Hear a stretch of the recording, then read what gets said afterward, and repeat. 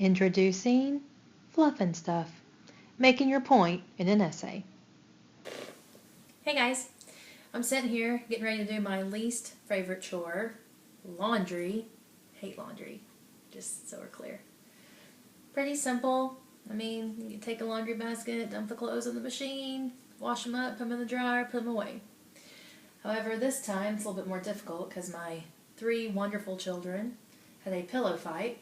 And this little pillow pet didn't really make it, and they hid the evidence in the laundry basket. So now on top of all of my sorted clothes, I have this fluff everywhere. So instead of just a simple load of laundry, I now have to get rid of all this fluff. It's kind of like your essays. Sometimes when you guys are given an essay topic and you start to write, you write these real elaborate sentences that are really nothing more than just fluff. It's just junk covering up the point that you're trying to say. So this video, what we're going to talk about is how to get rid of the fluff, how to get rid of all that extra stuff, and just really make your solid point so you can have a great essay. Okay, now comes the awkward moment where I'm going to lean forward and I'm going to hit pause and stop, and because I don't have a remote control to do this, so extreme awkward close-up. What? Okay, so we're going to talk about bloated language, or wordiness, or fluff, all of which is completely unnecessary. And I've taken these tips from the University of California at Berkeley from their Student Learning Center. There's this common misconception that students have is that a verbose writer is a good writer. And this just is not true. Using extra sentences or quote-unquote smart vocabulary does not make your essay a great essay to read. Normally what it ends up doing is just making it really frustrating. Just like how it's frustrating for me to have to go through my laundry right now and get all that fluff out of there. It's just the same when I read an essay and it's sentence after sentence that's either repetitive or it's just one big word after another big word that, although I understand what you're trying to do, you want to sound like, that you have a brain and you feel like that, if you're using some of these big words, you're going to sound more intelligent, therefore your paper will. But again, it's just frustrating because I'm having to dig through all of that just to really get to the point that you're trying to make in your paper. So the good news with all this, that there are some telltale signs that can help you kind of tighten up this long-winded paper. And that is a thank goodness for me. Okay, so how can you do this? Well, in paragraphs, combine shorter, abrupt sentences. Combine those real choppy sentences because they do become repetitive after a while, and they can begin, to bore the reader.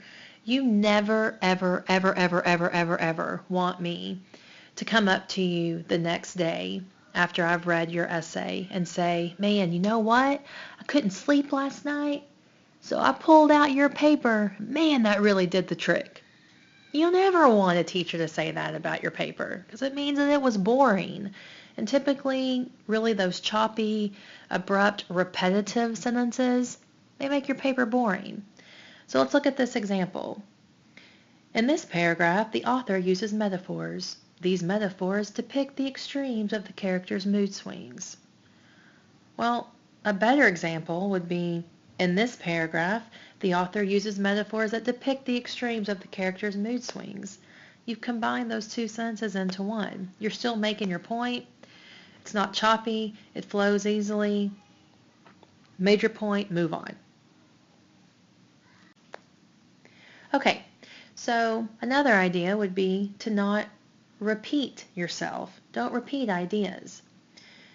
While some ideas do need more than one sentence to be fully explained, for example, in your Heart of Darkness term theme, if you're discussing one particular symbol, it might take you several sentences to really, add your claim or your commentary to the text evidence, and that's okay. However, sometimes it gets redundant because you're using the same sentences or you're saying the same thing just in a different way. So when you're rereading your paper, if you come across a sentence that really doesn't add any kind of additional value, then you probably should have it removed. Okay? So here's an example. The poem contains devices that suggest the audiences in Shakespeare's time were relatively educated. In other words, those who saw and appreciated Shakespeare's plays were well read. Well, although both of those sentences are written well, they're basically repeating each other. So I would take out this one and just leave the first one in there, because the first sentence is saying what the second sentence is restating. And if you constantly do that in your papers, they're going to get redundant, and we don't want that. Again, I cannot stress enough. I want you to make your point and then move on. Okay, so within your sentences, let's use active voice. Typically, students use passive voice. You use those common verbs, is, are, was, were, and, be, been. But normally when you use passive voice, you have longer phrases, complicated syntax, and you have indirect meanings. Sometimes passive voice can appear more academic, more objective. You may think that it sounds more intellectual. However, when it's used frequently, it really ends up just causing confusion on the reader's end. So instead of saying, in her essay, there are many passive verbs being used, I want you to say, her essay uses many passive verbs. Okay? Again, it's more direct. You're making your point. With this being said, let's also make sure that we are writing in the present tense. Another way to get rid of the fluff is to get rid of wordy phrases. The English language, we have a lot of different phrases that really could be said with just one or two words. So here are some examples. Instead of saying due to the fact that, simply just say because. With regard to, you can use the words about or concerning. Have the capability to, just simply say the word can. A majority of, most. Subsequent to, just say after. In the event that, you could just simply say if. Okay? So again, getting rid of these phrases will also help your paper be more direct. Okay guys, in dealing with vocabulary, do not use small words. Y'all are AP seniors. There is a level of academic vocabulary that you should use in your writing. However, don't use big words.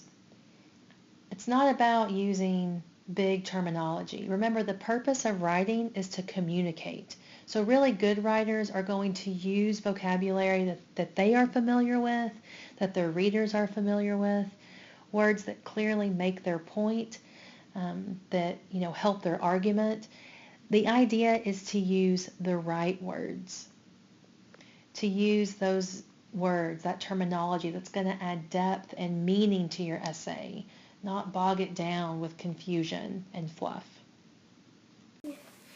Okay, so now that you guys understand a little bit more about fluff and wordiness, your assignment is I want you guys to find 3 sentences that you have found so far in your draft for your term theme, sentences that possibly are wordy or filled with fluff, and you're going to correct them and then bring your corrections to class.